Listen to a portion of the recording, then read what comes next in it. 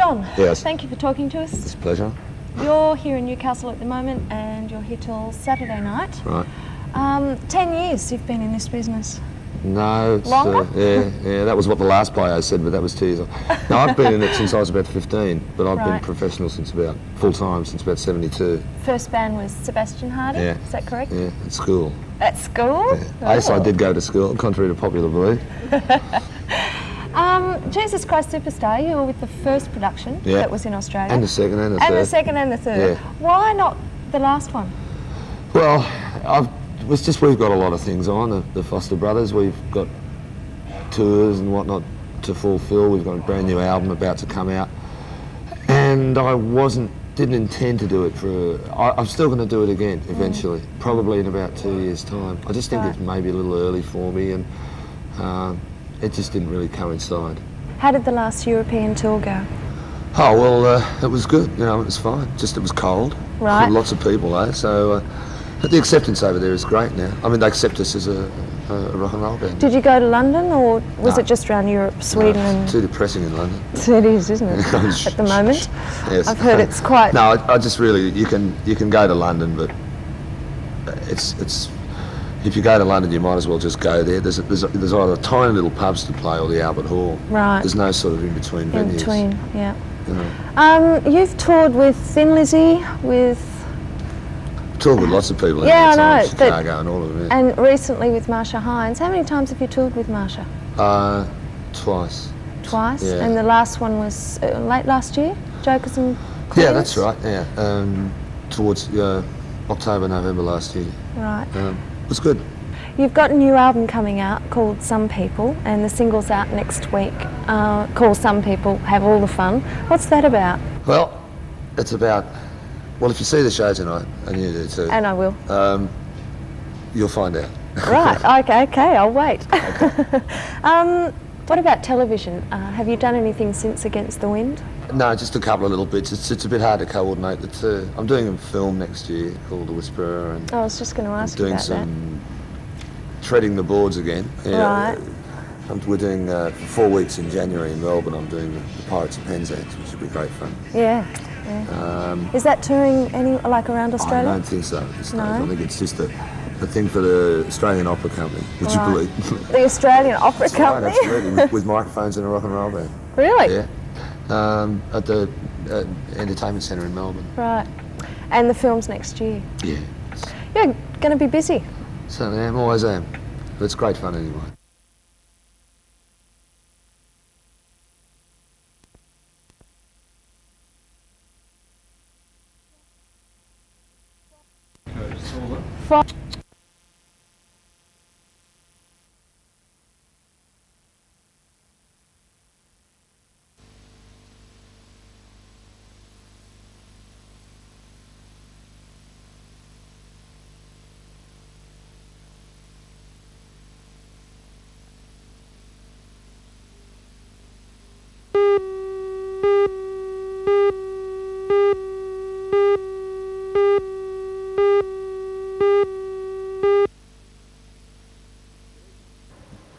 Good evening. Maitland lead the NBN Premiership by 4 points with 4 games to go. Maitland are on 22. They pair up after that. Cessnock and West on 18. Lakes and Curry on 17. Macquarie United and North Newcastle on 14, 3 out of the 5. South are on 12. Waratah on 6 and Central on 2. This week's games will answer plenty of questions as we get down to who's for the final 5. The major draw card is the local derby clash between Curry and Cessnock and Curry, a fixture that over the years has produced some memorable clashes that really sort the men from the boys. Believe me, the near neighbours are arch rivals. So fierce is the feeling towards football on the coalfields. Both sides have match winners, Peter Brady and Rick Patrick in the Curry camp, Johnny Hunter and Terry Gillies for Cessnock. And he'll play it back to Patrick Turner. Give it away to Brady now. Back up there, Passfield. Brady did well there, but Passfield's out of support and was knocked over by Darren Meredith. We'll play it back with a rubber ball, Johnny Scott. Away to Jeremy Lillis, away to Peter Brady. Infielder goes to Rick Patrick, who scores, and Brady's come alive. Johnny Hunter, can he make some ground? Ran into the daylight, Johnny Hunter. Inside Crooks, going downfield, has Joe Barber with him. Gave it away to Barber, who was Really trailed there by the Maitland player, waiting on Barber to get the ball. It was Boyce, the winger. Now Terry Gillies running wide. Is he going too wide? Got it away to Doug Tanner. Good football. Western Suburbs will be desperate to get out of the rut of 2 losses in a row, and will find it difficult against the South Newcastle side that has surprised everybody after a start that was very shaky indeed, not looking like fielding a team, you might recall. Macquarie United must beat Maitland, a big task to remain an outside chance for the final 5, with the North Lakes game just as important really for both sides. Central and Waratah is unlikely to stimulate much interest outside the Loyalists, but plenty of good football on in the Newcastle area this weekend.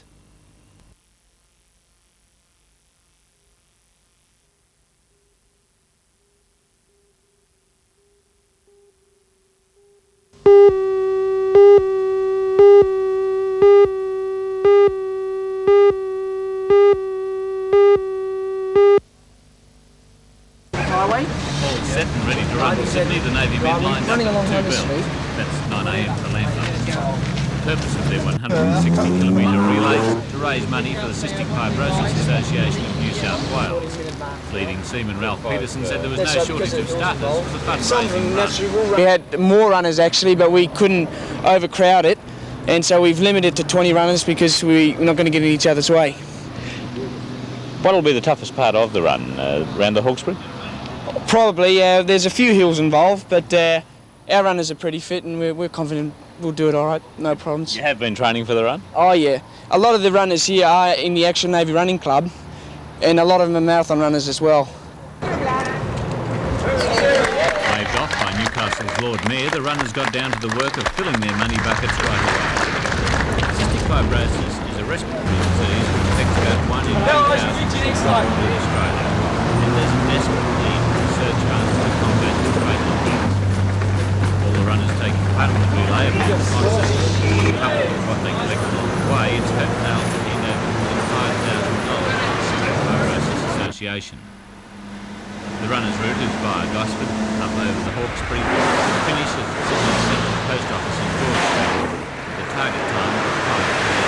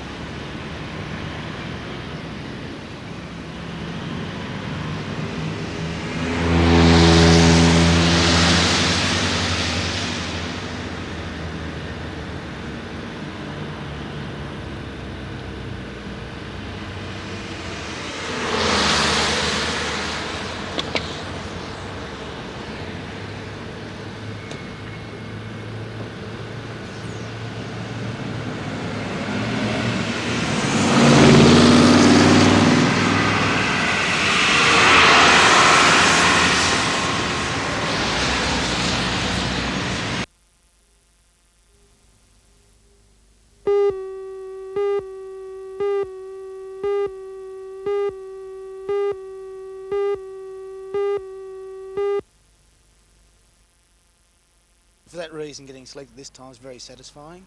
As you know, I spoke to the Silver Fox and yourself last year, early this year, and I indicated to you then that I'd set my sights on getting back into the Australian team.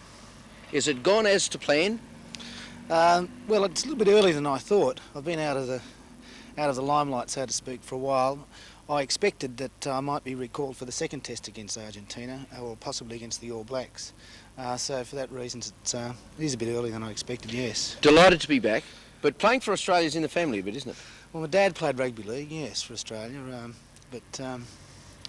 well, it's not sort of so much in the family, but Dad did. Duncan Hall also. He's in. Exactly. He's our lock forward. His father. He's our second row, I should say. His father played rugby league for Australia too, so there's two of us in there. Haven't yet bitten the dollar. What about Argentina? We read of Hugo Porter non-stop, but they've obviously got a lot of good players. Well, they have, but their game is based around Hugo Porter. He's an exceptional footballer, 31 years of age, to be playing 5'8", international football is a tremendous effort, and to be such a dominant player in their side speaks volumes for him. They've got a very good front row, and obviously Dwyer's very keen for Paleki and myself to get stuck in them there and to win the competition up front. Yeah. They've got a very good back row, very tall, and their back line are probably not brilliant in attack, very good defensive. And you know, Australia definitely has the edge in the backs, and it's up to the forwards to get the ball and get on top there.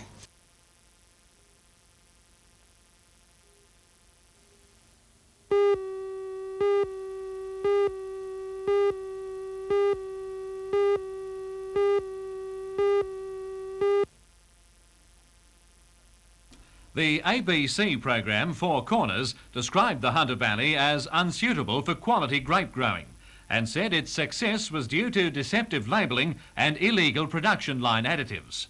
Tyrrell's came in for particular mention over its long flat red range, criticism which Mr Tyrrell says is totally unfounded. This is certainly the premium wine growing area in this country, and I think the proof is there. Just look what's happened in the last 6 or 7 years. We've taken everyone on in Paris and beaten them, both white and red. Rosemount and Wyndham have both come up in England and in various shows and won the premium prizes against all comers. There's nowhere else in Australia has done that, even with their great wines, and this jealousy is this has created this jealousy. But wine is imported into the district, isn't it? Wine, of course, is imported into the district, and we import wine in for ourselves, and we don't hide it. You just look there. There's an old Tawny Port, and just look at the label. That's 100% Barossa Valley, vintage there some 10 years ago. And there's another muscat from Bailey's. We say it comes from Victoria, and it's made by Bailey's. There's a Tramina Riesling that we're selling, and there's 50% on that label's come from our vineyard at Shadow Douglas and the Upper Hunter, and 50% from grapes that we bought at Cowra, and you can go on and on and on through there. There's a long flat red, well, which that was I believe... particularly mentioned, wasn't it? Yes, that was particularly mentioned, and we on the present moment are saying on that back label that that's 100% Hunter wine, and which it is. It is, and it's guaranteed. And if you like, I can go to the phone now and buy 100,000 gallons of red wine that I can put into that label, not within 5 miles of this winery. We've always tried to do the right thing, and like all the old timers in the valley, we're here to stay.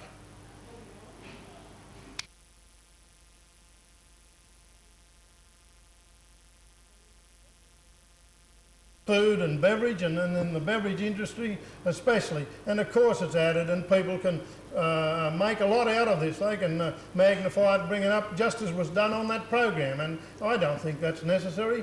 You need to do this in stages. In France they can use sugar, in Australia we can't. You go into any winery in France and you see super refined Jamaican sugar. That's out. You see drums of glycerine all around the wineries. That's illegal in France, and there's nothing, why should it's illegal in Australia too, but it is added to some wines in the valley. It's legal in France. Sugar's illegal in Australia. There's nothing to say glycerine in the right quantities is not legal.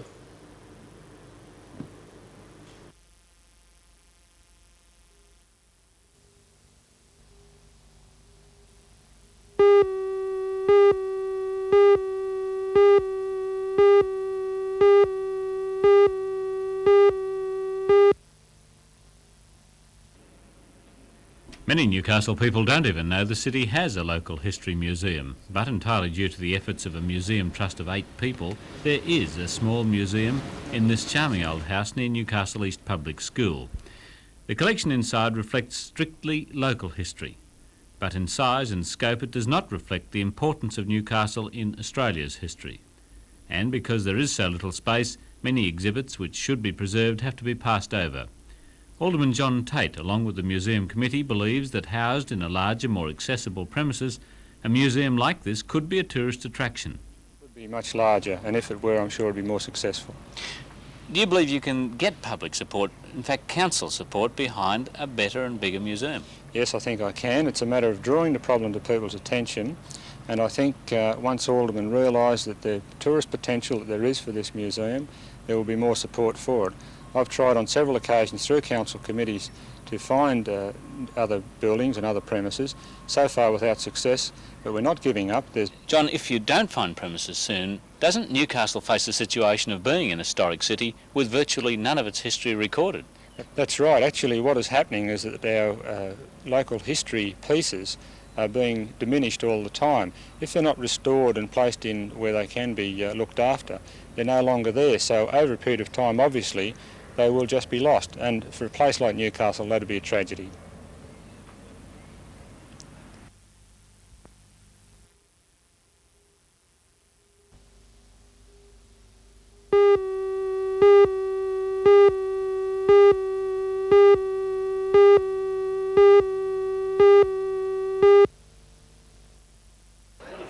The annual Building Centre dinner last night brought together most of the major operators in the North's building industry, and they're concerned that the industry is facing what they describe as a crisis because of the government's bid to prevent tax evasion.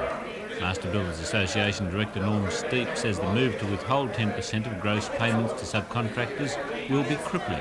We believe it's going to take 10% of the cash flow of all builders and subcontractors, and that's the amount of money that can't be afforded. What about exemptions? Doesn't the system provide for exemptions where there are anomalies, where you've got a high capital cost of a piece of equipment? There are exemption certificates and variation certificates, but we believe under the current time schedule they are going to be very difficult to obtain by the 1st of September, and that's the key to the whole thing. I don't believe the Taxation Department are geared up to enable people to get those exemptions. I believe that people will have deductions taken out after the 1st of September from gross amounts of money, and I don't believe anyone in our industry can afford to lose 10% out of his normal monthly payments. Guest speaker at last night's dinner was federal member Mr Peter Morris, who, while quick to defend his government's action, admitted the new system will bear close scrutiny. I think really what's happened is that there's a fair degree of misinterpretation, misunderstanding of the provisions of the withholding tax. There is an element there enables a variation of the rate of withholding under certain circumstances. The information in respect of that's being distributed now to all accountants and to firms throughout Australia. And I think when all of the details of the new arrangements are known and understood, that things will work out quite well. But those new arrangements are going to come in September. Is there time for that whole system to operate smoothly? Well, it's tight. It is tight. But the local members, myself, we're aware of the problems of the Master Builders Association here in Newcastle. We'll be talking to the Treasurer, and we'll be putting the point to him that it needs to have everything tidied up very quickly to make sure there aren't any hold-ups when the new system comes in.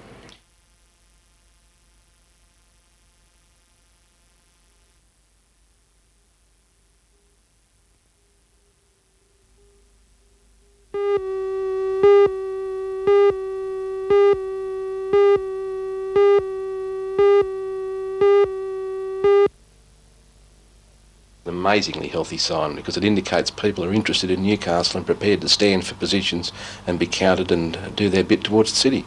At times in the past it's been difficult to almost find candidates, hasn't it? It has been, but we've certainly never had the problem, not on this election anyway. We've had an abundance of candidates, and very good candidates, people who are interested in standing and who have been prepared to put their name forward for ballot for the positions for the Citizens Group.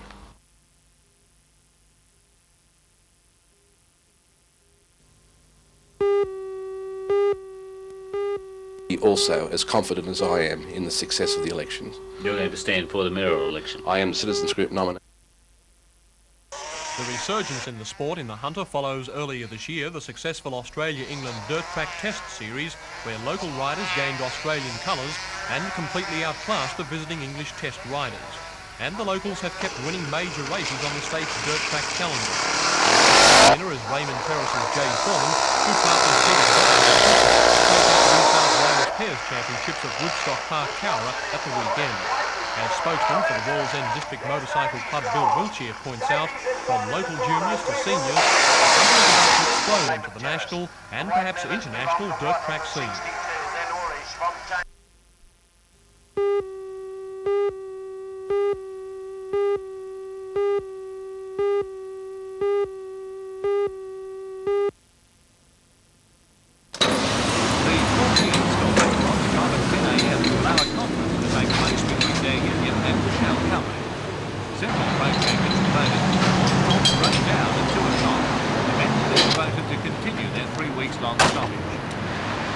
is over the Shell company dispatching products from the Sydney terminal for delivery in the Newcastle area.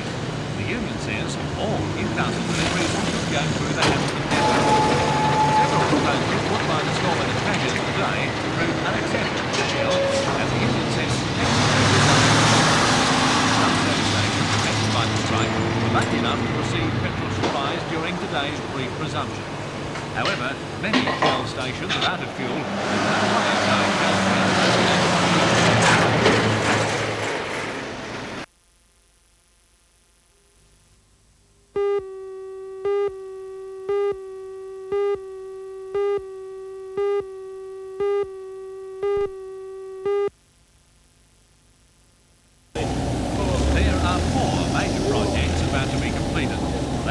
the Newcastle Permanent Building Society's headquarters at the corner of King and Union Streets.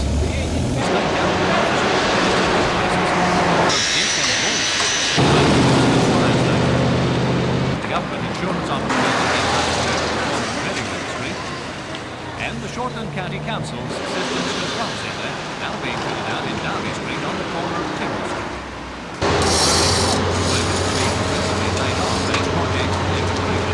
The particular problem this time is that so many large jobs are ending almost at once and there are no more in the pipeline, apart from Williamtown, of course. Our information at this point of time is that the finalisation of the main...